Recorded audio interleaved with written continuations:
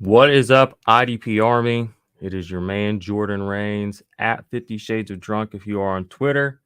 And we are back again. It is the IDP Army podcast, mostly IDP, all fantasy football. We are going to talk you through our week 6 IDP fantasy football waiver wire targets. We're going to recap some of week 5. We're going to talk a little bit about Monday Night Football. And we're just going to get you in here, give you guys the good stuff, that fantasy football goodness for IDP, get you set up for this next week. And hopefully you are you're winning. Hopefully you're headed towards glory like the IDP Army deserves. So like I said, stick around. It's going to be a great show.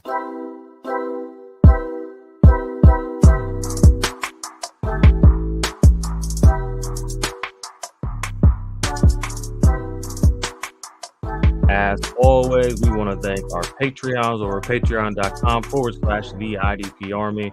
They keep the lights on around here for everybody else. If you don't want to join the Patreon, that's fine. You can leave a thumbs up. You can subscribe to the channel. Those things help. You can leave us a 5-star rating and review. Anything less than 5 stars, not IDP Army approved. So if you go in there and put some dumb bullshit, that's not cool. Don't do it. Give us 5 stars. That's what we like. Give us money. That's what we like too. But if not, hang with us. We like that too. So I'm going to go ahead and bring in my man, Mace. What's up, Mace? Hey, how's it going, bro?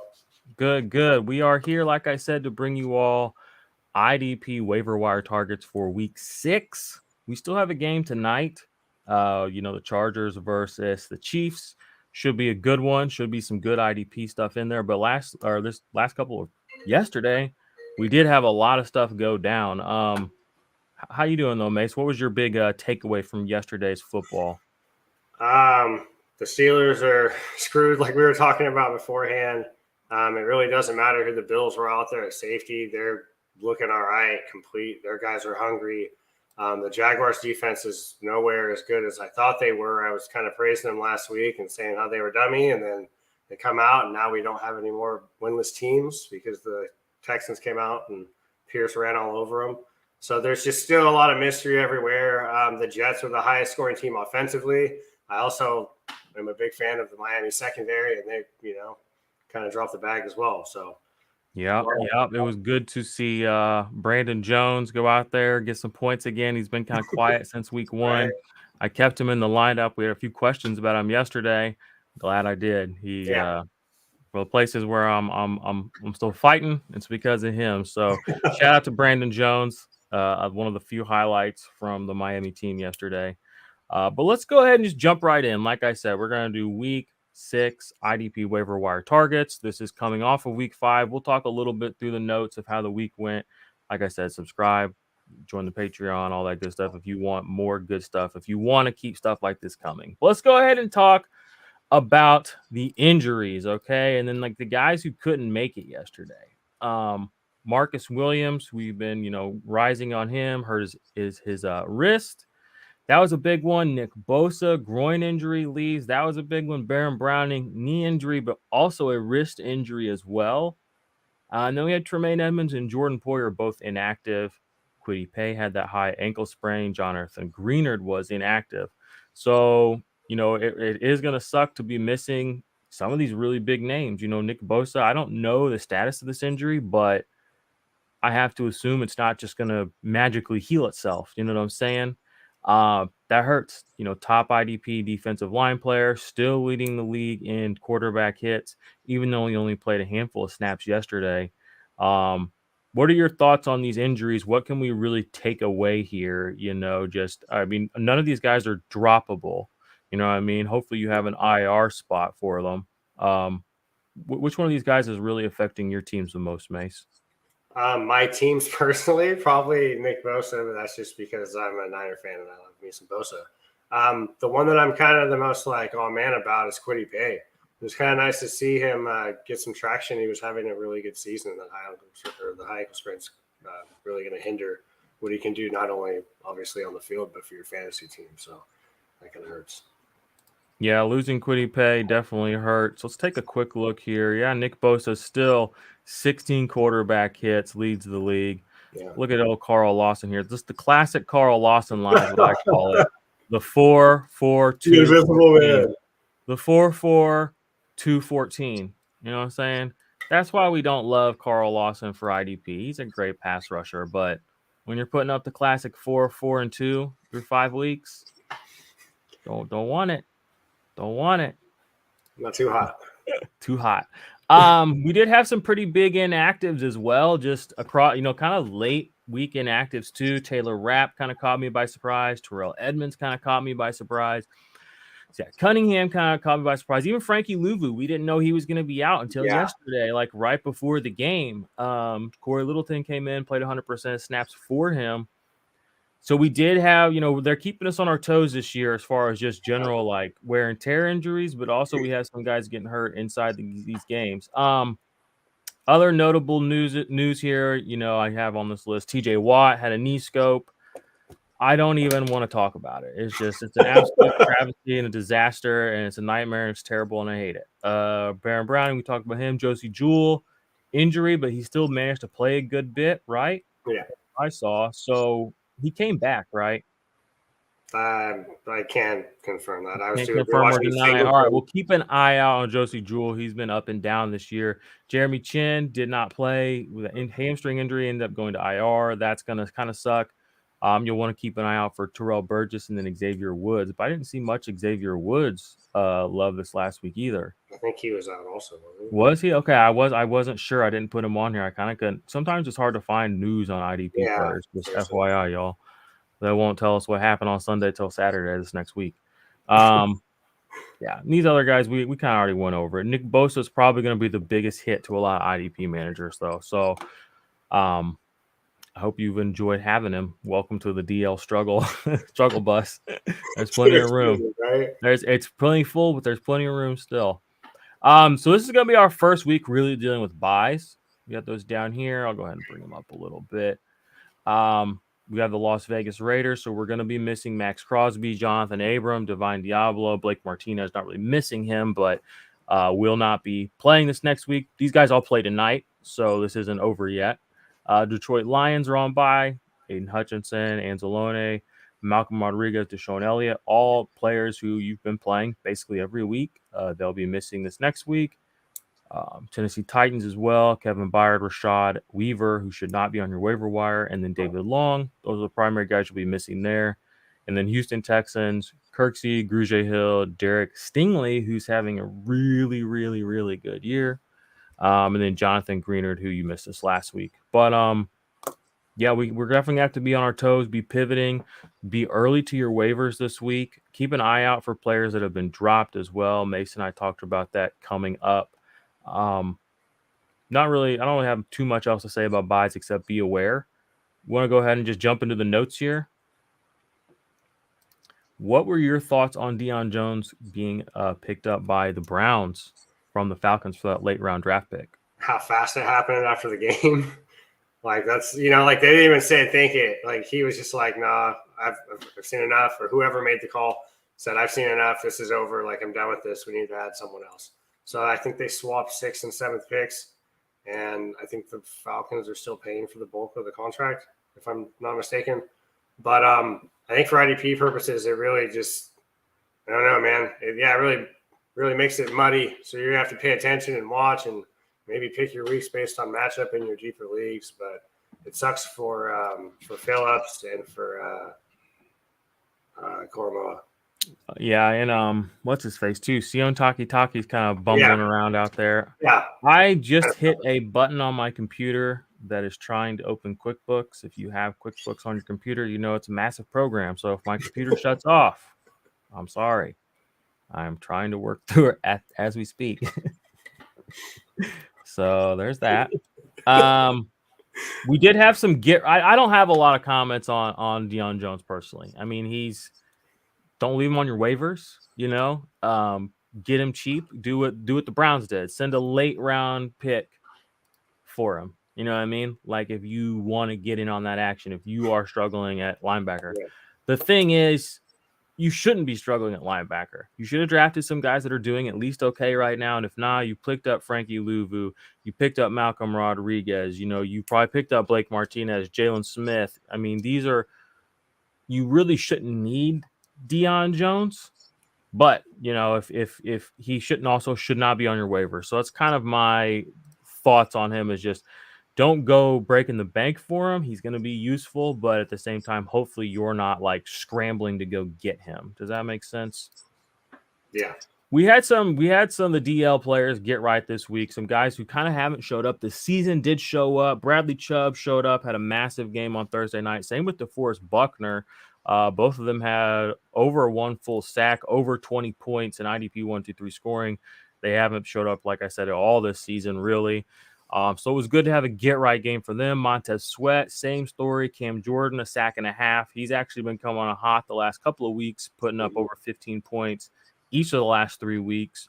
Carl Lawson showed up, but again, we just looked at his stat line. If he doesn't get his sack, he's not going to help you. I mean, even if he gets 7 quarterback hits, I mean, that's the same as, 7 assisted tackles. I mean, it's not that exciting. He needs to finish them. But he did have a get-right game. We do know it's in his repertoire. He's probably like a back-end flex kind of guy, DL5.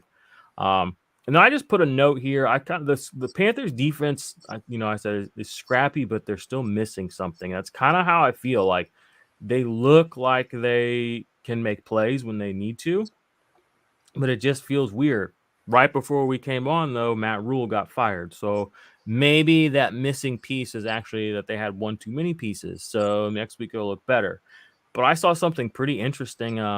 Derek Brown right now, their interior defensive lineman, their DT, he's got 6 pass deflections. We've played 5 weeks of football, and that's a big boy in the middle who's knocked down 5 passes. And he's not playing against Baker Mayfield. You know what I'm saying? Like, these haven't been easy like everyone else's pass play. He's playing against the tall quarterbacks.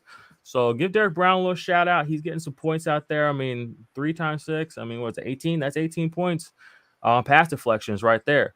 He scored more points on pass deflections, than Carl Lawson has in all of his quarterback hits. You know what I mean? So the points can come and go from different spots in IDP, and I just wanted to bring attention to that because when you think IDP players and defensive line players, you're probably not right now thinking, oh, I'll play Derek Brown.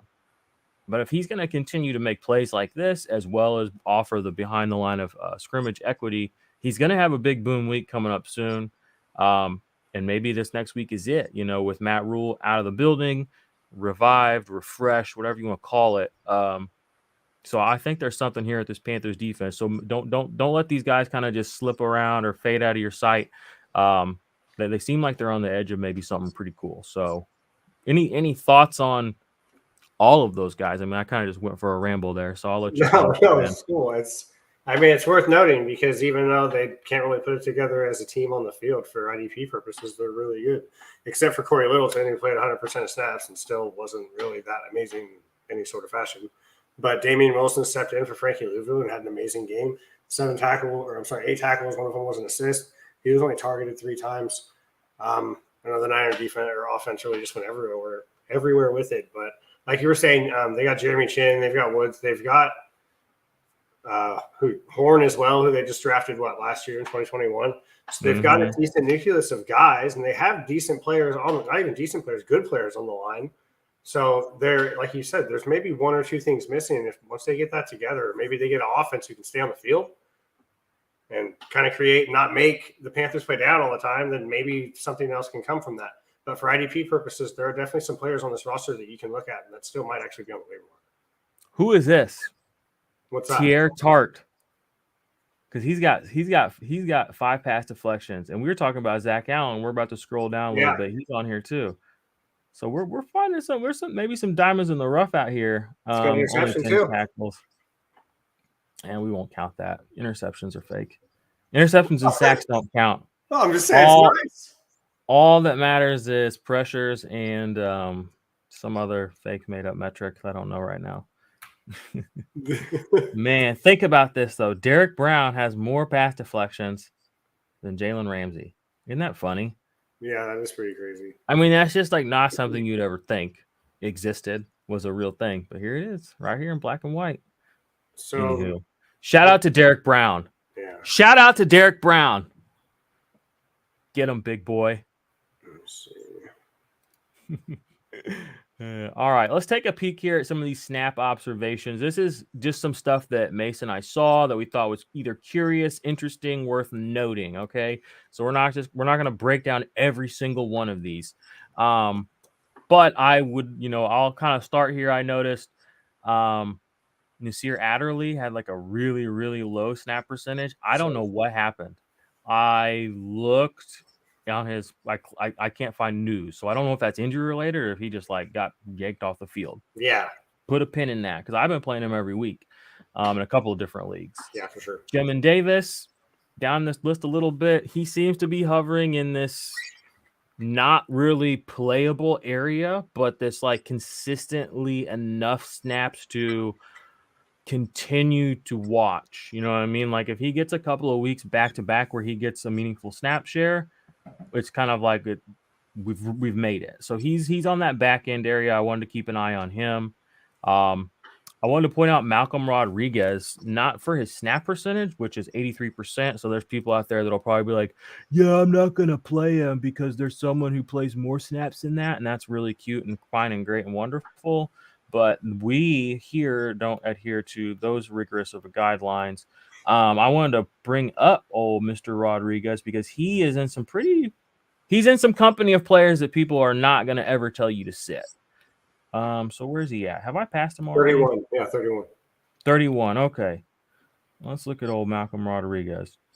He's got 38 combined tackles. Okay. That's not too bad. Or was it his? He's only got one less than Bobby Wagner. One less than Buda Baker, people. These are guys that no one's ever going to tell you not to play. Ever. Never, ever, ever, ever, ever. So if we're getting, and I'm saying this for myself as much as you, I'm trying to have a perspective shift on the season on some of these guys I didn't know coming in. Malcolm Rodriguez, it was easy to kind of be like, he was too cool on, what was that show they have? Hard Knocks? Yeah, for sure. He had a lot. He was too cool and they made too big of a deal out of him. And, maybe, it was easy to be like, put my guard up. Guard's coming down. All right. When you're playing 80% of snaps and you're keeping pace with guys who, are consistently known to be solid producers. And I'll even point out 4 of those are tackles for loss. You know what I mean? Like that's not nothing. You know what I'm saying? Like that's meaningful fantasy points, meaningful production. So adjust what you think of Malcolm Rodriguez because at 31 here overall, 4 tackles for loss, even playing 80% of snaps. He shouldn't be on your waiver.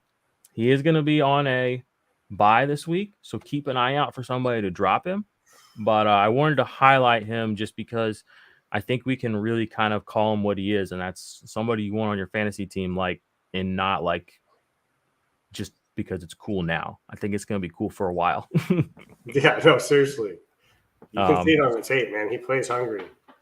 Yeah. Anybody on this upper area here or comments you wanted to make on snap relation? And again, if you're listening on the podcast, you should watch on YouTube because we have a screen with some more information on it. I mean, it's not by any means like the end all be all, but it's got listed names that I'm not just going to read off here to you, but snap percentage observations, things you might want to key in on.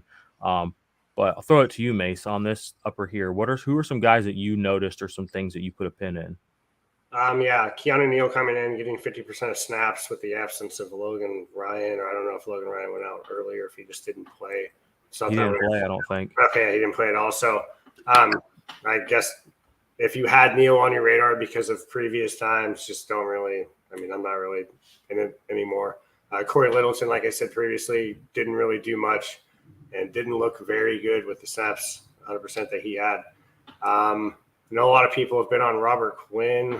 I think he had like 60-something%, and I don't know if he really did much with that. Tavai, the linebacker for he was on Detroit. Where's he at now? New England. He's in New England now. Yeah, so he's getting a decent amount of snaps. I didn't see his numbers, but that's something that I wanted to look at. Chad Muma finally climbing up, getting a little bit of time in Jacksonville, even though Jacksonville's linebackers are pretty much set right now because they're beasting out. I think can you scroll up a little bit? I think there's one more. Love. Julian Love. Right. All right. So the Love McKinney conundrum, because the Giants did just sign Landon Collins as well a couple days ago. So I don't know if he's going to come in and that's gross. No, for sure. But I mean, it's still something that needs to be monitored because he might come in. And then Quan Alexander actually got a ridiculous amount of snaps this week. and he might be a decent add on the waiver wires. Yeah, that's because old Quincy was out. Yeah. Oh, okay. Is that what it was? Okay. Yeah, he was getting. I think he was getting some pretty decent snaps even before that, though. Oh, okay. Make sure y'all go check out the index all of week 4, all of the snaps for all the players that have played the first 5 weeks of the season. They're in there. That we have in there. I'm not going to pull it up right now, but it exists. All right. Yeah. No other real names I just want to say Julian Love was showing out. He's been a name that's popped up in IDP circles for a couple of years now. At this point, he to me just feels like one of those guys where I'm not like running to my waiver wire to get him, but at this point, I want to acquire lots of Julian Love. Like I just want him on my teams, on my benches, in Dynasty and Redraft, because he's one of those guys where his name just keeps coming up year after year. People come in, people come out. He's there. So I wanted to bring him up. He's actually on the thumbnail of this video on YouTube, which I tried some new graphic design stuff. So let me know if you all have any feedback on that. We're just having fun out here. Cut candidates. I didn't really add anybody in here. So let's get to the heart and soul of it. All right. We're 20 minutes in. You're like, man, these guys just never shut the hell up. So here are your waiver wire targets for this week. Obviously, this list has been added to over the weeks. We tried to arrange it as kind of some of the guys we're really watching closely this week here at the top. And then, Pete Werner down there towards the middle, Frankie Louvu. Those guys would have been there like week 1.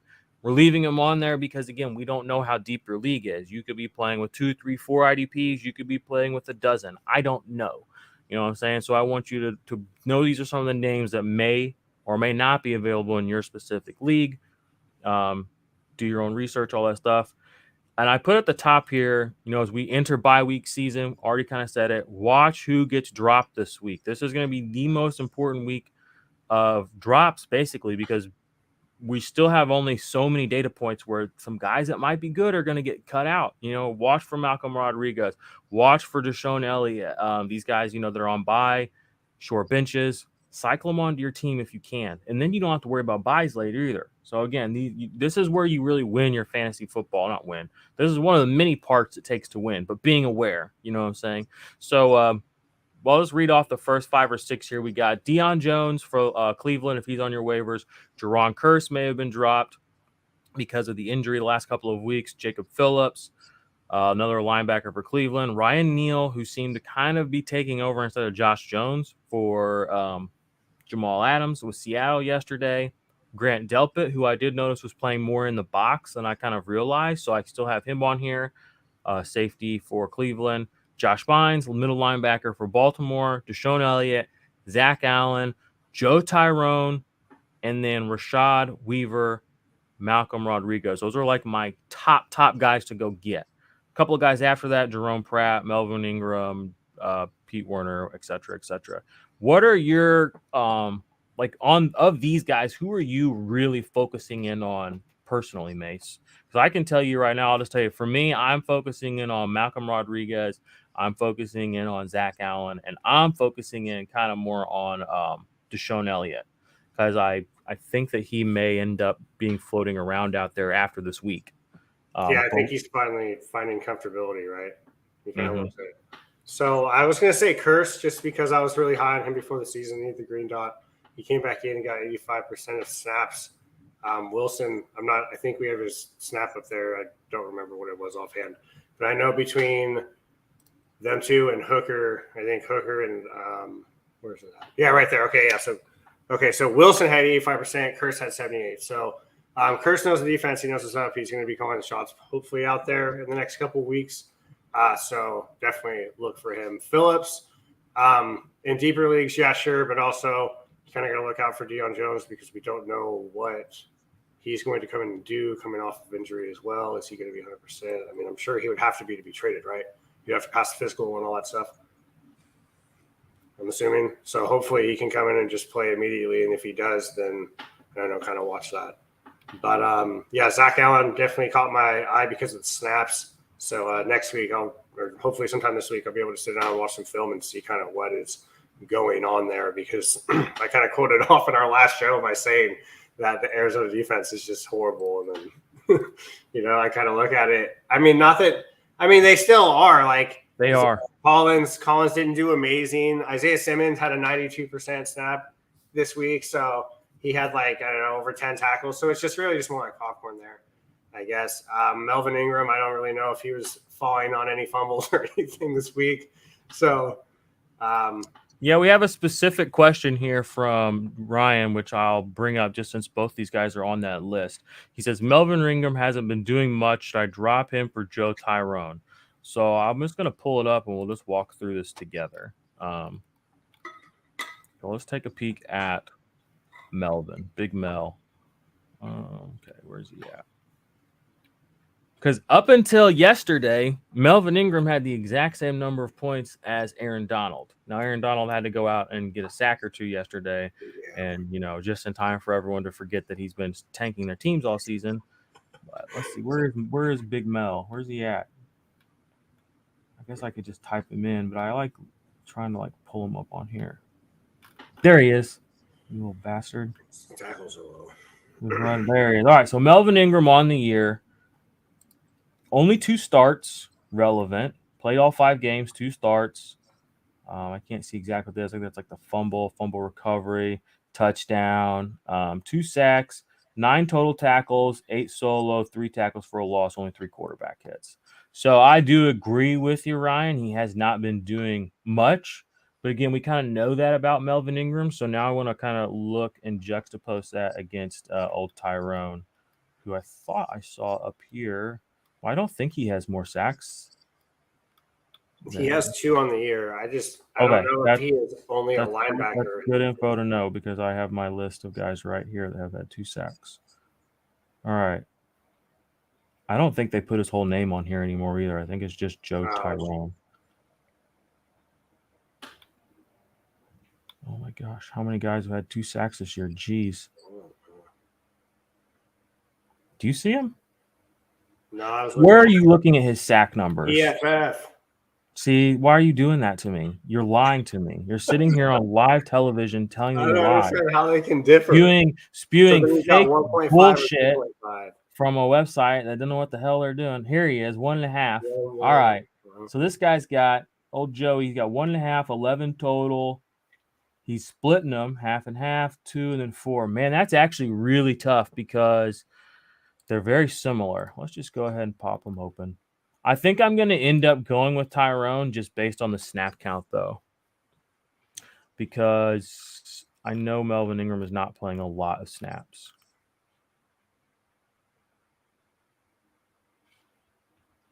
And this is going to take forever because that's my life. All right, where are we at? Scroll down. Oh, my gosh, they changed the layout of all this stuff. What am I looking at here? Here we go. 190 total snaps through 5 games. That's not terrible. And like I said to you the other day, I think anything over about 55, 60 is definitely in contention to be playing at DL. I would love them to be over 65, though, personally. But he's not outside the realm of a playable guy for me. Let's take a look at Mr. Tyrone. 233, 68. So he's played about 40 more snaps overall. He is getting the starts. He's getting the raw percentages. Again, Melvin Ingram out here, he's an explosive play waiting to happen. But I understand this being a pivot point for Miami players. What we saw yesterday was not what I think we should be, or I don't think that's what anybody wanted to happen. I think things are running off the rails quickly in Miami. Okay. it's like a typical night in Miami, I imagine. Like 10, 11, 12, like shit's just popping off. Everybody's having a good time. And all of a sudden you start looking around, it's 3:30 in the morning and you're wet and your phone's broken and you're covered in smoke and like you're dancing and like smiling, but it hurts. And it's like, nope, not anymore. Let's get the hell out of here. That's how I feel Miami is right now as a football team. I think people are like, oh shit, this hurts. Yeah. Anywho, Carl Lawson on your waivers. You don't want nothing to do with him. You don't want Carl Lawson. We already talked about him briefly. I told Mace before the show my big problem with keeping our shows compact is that I get caught up in the comments and I start answering everybody's questions. It's not because I don't love y'all, but I am going to try to keep this one a little more concise today. So you're welcome, Ryan. I saw that question and I still dipped into it. And everybody else in the comments has questions. I don't not love you. I'm on a mission today to keep this under 45 minutes and hopefully under an hour, dear God. But let's go ahead and see if are there any other players on here you want to highlight. I want to highlight Devin Lloyd briefly. I mean, he's flying up my rankings in all formats. He's having an incredible season. Even playing next to Olakun, he's holding his own. We're seeing a really, really high-level tandem of linebacker play here. So I wanted to highlight him. He's probably not on your waivers. But if you did pick him up early in the season and redraft, kudos to you. And if he's on your dynasty teams and for whatever reason you haven't paid attention and he's like on your taxi squad, it's time to elevate him. It's time to get him in the lineup every single week. And then Zaven Collins, I briefly want to say he had a bad week this week. Saw a lot of guys on Twitter kind of lamenting his lack of tackles for their money. That's life, you know what I'm saying? Sorry he didn't get tackles for you. Don't fade Zaven Collins too much. Arizona sucks just in general. You should have known that, but he's not. Don't drop him. Don't freak out. No one's taking his job. So that's pretty much my final thoughts on IDP guys for this week as far as waiver wire. You have any other thoughts? Comments, smart ass remarks to add? Yeah. Drew Tranquil leads the league in missed tackles with 9. I don't care. He played 100% snap. Hey, I'm just staying on brand, man. He's a beast. No, he's a beast. Oh yeah, right, I forgot. We have the world's leading foremost missed tackle specialist. I did. He runs the micro niche. Don't forget it. If anybody out there says anything about missed tackles and they don't cite him, they're lying. They didn't get it from the truth, the source. Devin Lloyd is killing the game, though. Honestly, he's having a great season. He's the 4th most targeted linebacker with 31 targets in coverage, having only Dre Greenlaw, Kruger Hill, and Patrick Queen above him. Patrick Queen did get a pick this week, so good for him. He kind of bit on a play action, completely turned around, dropped back into coverage, flipped back towards the quarterback, and the ball's right there, man. He snagged it. So kind of haven't really been that high on him, but it was nice to kind of see a player make an amazing play. Patrick Queen, I don't want to talk about it. He's a bum. I know they had like the linebacker. Logan Wilson. Dude, yeah. Logan Wilson is not having the year that I wanted him to be having. Like, he's not having a bad year. He's still like making plays, but he's just like not what you spend on him in drafts is not the production that you're getting back. Bingo. But thankfully, I want to just point out quickly the number 1 linebacker on the season is Devin White. Suck it, haters. Just look at it. Do you think Blake Martinez is going to have a big impact on tonight? I'm hopeful that he's going tonight. That he's going to get snaps, but I don't think he's going to eclipse 55% of snaps. I don't know, bro. I honestly have. Here's the thing. He went through all of Giants training camp, so he's in shape. Like, he's ready to play ball. I don't know though. I have no. It wouldn't shock me if he played 100% of snaps, and it wouldn't shock me if he played 5. Neither of those outcomes would change my heart rate in the slightest. I'd be like, oh yeah, it makes sense. Oh, that makes sense too. So I don't know. You know what I'm saying? I wish I could say more than that, but I really don't know. Quickly want to pull up Eddie Jackson. This is shocking stuff here, ladies and gentlemen. What's going on here? Okay, here it is. Interception. We're having one of those years. Interception. Tackle numbers aren't bad for Eddie Jackson season. 9,989. I mean, that's not the last one, man. That's not normal Eddie Jackson. These are normal Eddie Jackson numbers. 5, 4, 6, 2, 4. So we got 2 Eddie Jacksons out there now. All right, 6, 7, 7, 5, 3. This is the Eddie Jackson that most of us know. 11, 14, 6, 7. Who the hell is this guy? 17, 17, 25, 24, 17. He's got to be picked up. You got to grab him if he's out there. Whoa. Him and Hello. Snead, you didn't even have to draft him, and you could have. And he gets Washington, and he gets New England coming up. Oh, Eddie Jackson out here doing work. Just don't mind me, just poking around. Some observations. One last little note. Max Crosby, he leads the league in tackles for loss right now, which is, I mean, this dude's insane. Bye coming up this week. Really hope he doesn't hurt my man Patrick Mahomes tonight, but I like Max Crosby, so I just want to pull him up, give him a little love. Anybody else we want to talk about? Any names here? L'Jarius Sneed, we kind of talked about him a little bit. Von Bell, he's having kind of weird season too. He had a pick last night. He's had like 3 picks this year. I don't think he's had I don't even know how many picks he's had in his career. I don't think it's been that many. Let's go look. Yeah, look. I mean, he had 2 before this season. So he has more this year than he's had in his entire career. Yeah. That's crazy. Sell. I mean, if you want to sell the production, he's also only 27 years old. I mean, you might just want to post that motherfucker up on your team. Because, I mean, he's got a resume of other stuff. You know what I'm saying? No, for sure. He had quite a few forced fumbles his last year with the Saints as well, if I remember correctly. There's a few. 1, 2, 3. 2019. Yeah, he's disruptive. Anywho, getting lost in the weeds there. Just wanted to point that out though, because I thought that was interesting. I like noticing like kind of outlier-y type of things, you know. I mean, it's like, oh, like people like I remember when Budda Baker intercepted and he got ran down by DK Metcalf. Everybody's like, oh, you know, he's one of the biggest playmaking safeties in the league.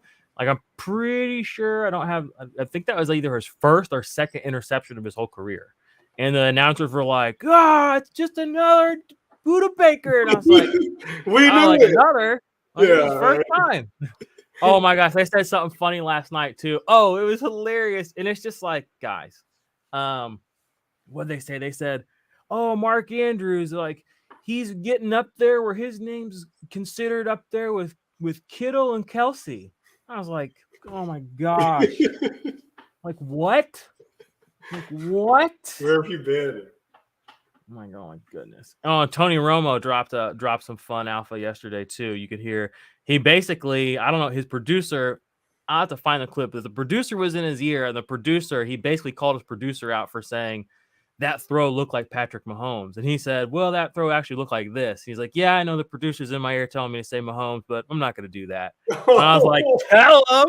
I was like, people don't know either. Like, these people get fed lines. Like, literally, there's a reason that Aaron Rodgers' name comes up. That's why I posted that thing about Aaron Donald. I was like, oh, God, Aaron Donald had 2 sacks. I mean, the bylines write themselves. You know what I mean? Producers love it because it's like, we can just run that line over and over and over and over again. And it's just like, pay attention. Like, there's so much micromanagement of what you see, what you hear, how things are presented to you on all levels. On this level, in this room right here, obviously we did some work. But if we're doing this for 24 of you, somebody's in somebody's ear making sure somebody's money and somebody's advertising, content marketing is being done appropriately. All right. They don't talk about certain players ad nauseum on accident, and they don't leave certain players out of the conversation on accident. And shout out to Tony Romo for that heater. I'm sure he got in trouble for that too, but he's Tony Romo. What are you gonna do? But anyway, just wanted to give some people a little idea. And I don't even understand exactly what happens behind the scenes, all these places either. But again, when sometimes I go on these rants and I'm like, this is done intentionally. I'm not insane. Okay. Like, the world didn't just poof appear magically. Like, people don't say things on accident. Like, there are goals there, and people pave roads to these places they want to get, and they sit around and talk about how they can get there. And, you know, so just be aware. You're always being sold something. You're always being told something, whether it's true or not. That's up to you, the receiver of that message, to determine. It is not on the person telling you that to have any sort of journalistic credibility or whatever, because truth doesn't pay the bills. Somebody does, but ain't the truth. Anyway, I'm just rambling. Any final words, Mace, before we got the people out of here?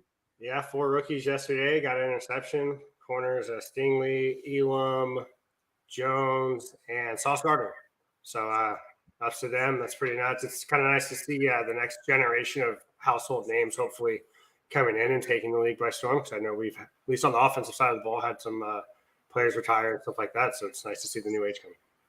Yeah. It's a fun year. We love football. Week 5 almost completely in the books. This has been your week 6 waiver wire targets. This is the IDP Army. I'm Jordan. He's Mace. Any final words? I think I just asked you that, didn't I? All right, we're getting out of here. Peace, love. IDP. P is for positivity.